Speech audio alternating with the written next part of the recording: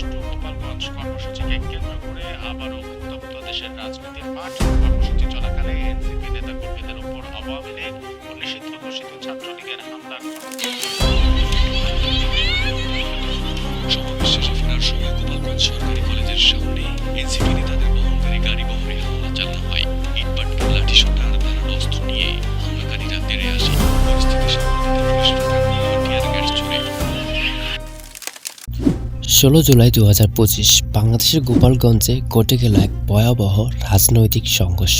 নতুন দল এনসিপি এর মিছিলে হঠাৎ উত্তেজনামূলক আতঙ্কিতভাবে হামলা।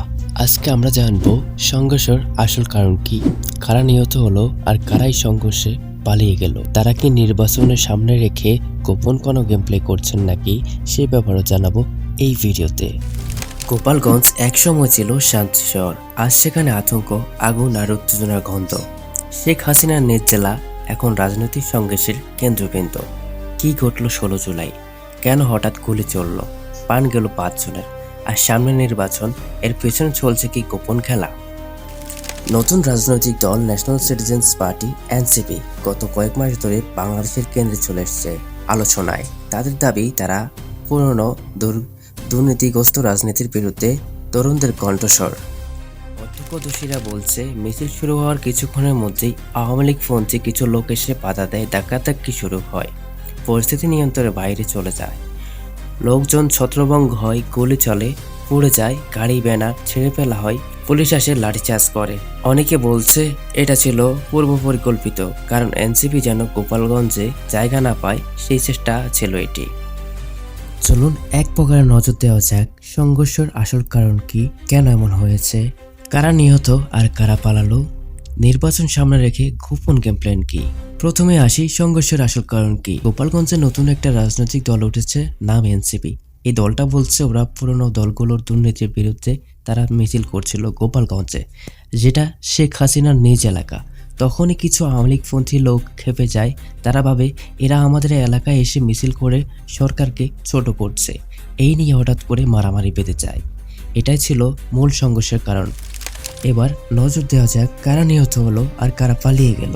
এই সংঘর্ষ 3 থেকে 5 জন মারা গেছে, যারা মূলত সাধারণ কর্মী ছিল। অনেক ছাত্র, কেউ মিছিলে ছিল, কেউ রাস্তার পাশে। তাদের অনেকেই গুলিতে বা লাঠি পেটায় আহত হয়। এনসিপি কিছু লোক পালিয়ে গেছে, কারণ পুলিশ ধরতে পারে। আর আওয়ামী লীগের লোকজনও পালিয়েছে, কারণ ভিডিও ফুটেজে অনেকের মুখ দেখা গেছে। পরে পুলিশ ও সেনাবাহিনী এলাকা ঘিরে ফেলে। এবার জানবো নির্বাচন সামনে রেখে কি তারা কোনো গোপন গেম প্ল্যান করছেন নাকি। সামনে জাতীয় নির্বাচন, পুরনো দলগুলো চায় না কেউ নতুন করে জনপ্রিয় হয়ে যাক, আর নতুন দলগুলো আবার চায় আসল দখল করতে। তাই দুই পক্ষই একে অপরকে থামানোর জন্য লড়াই শুরু করে দিয়েছে। আসলে এই সংঘর্ষ শুধু গোপালগঞ্জ নিয়ে না, পুরো দেশে যাবে সেটা নিয়ে। এখানে রাজনীতির নামে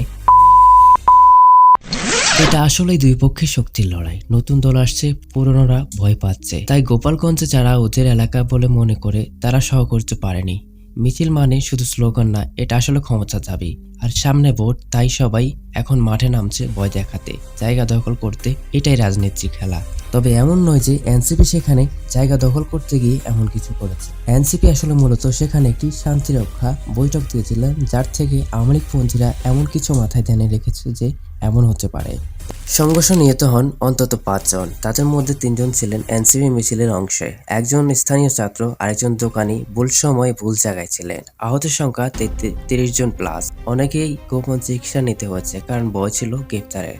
এনসিপির কেন্দ্রীয় নেতারা এলাকা ছেড়ে চলে যায়। আওয়ামী লীগের কিছু স্থানীয় নেতা গা ঢাকা দিয়েছেন, কারণ ভিডিও ফুটেজে অনেকেই মুখ দেখা গেছে। শহরে রাতেই কারফিউ জারি হয়, ইন্টারনেট ও মোবাইল সংযোগ বন্ধ রাখা হয় কয়েক ঘন্টা। বাংলাদেশে আগামী নির্বাচন 2026 সালের শুরুর দিকে, তবে তার প্রস্তুতি এখনই শুরু হয়ে গেছে। এনসিপি যারা নিজেকে তরুণ পক্ষ বলে দাবি করছে, তারা মূলত একটি বিকল্প শক্তি করতে চায় আওয়ামী লীগ ও বিএনপির বাইরে। শেখ হাসিনা পদত্যাগের পর যেহেতু অস্থায়ী সরকার চলছে এবং নির্বাচন নিরপেক্ষ হবে বলা হচ্ছে, তাই এখন রাজনৈতিক দল মাঠ দখলের লড়াই চলছে। গোপালগঞ্জ হলো প্রতীক, যেটা এনসিপি দখল করতে পারে তাহলে তারা বলতে পারবে আমরা শেখ হাসিনার ঘাঁটিতেও শক্তি দেখাতে পারি। অন্যদিকে আওয়ামী লীগ চায় না এই বার্তা যেন না ছড়ায়। তারা চায় আগে ভয় দেখিয়ে এনসিপির উত্থান থামিয়ে দিতে। এটা হচ্ছে এই সংঘর্ষের মূল।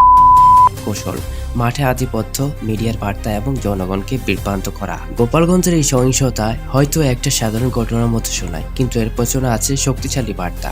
রাজনৈতিক দলের নামে সাধারণ মানুষের রক্ত ঝরছে, যারা ভোট দেবে তারা এখন ভয় পাচ্ছে। আগামী দিনে কি হবে কেউ জানে না। তবে এই একটা জিনিস পরিষ্কার, নতুন এক শক্তি উঠে আসছে, আর পুরনো শক্তি যে কোনো দমে তাদের ঠেকাতে চায়।